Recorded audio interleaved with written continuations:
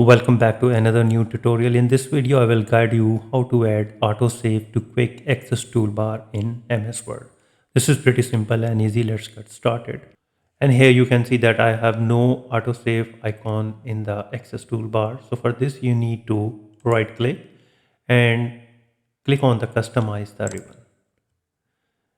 And in the word option, you need to quickly click on the quick access toolbar. And here is the autosave. You need to check it. And here you will see that add. You need to click add. You can see that autosave icon is appeared on the right side of the quick customize quick access toolbar. And now click OK. And now you can see that the autosave icon is enabled and you can turn it off and turn it on. Right now it is turned off and you need to click it on the turn on, and to turn off click in this option. So this way you can save your time by enabling autosave icon in the quick access toolbar.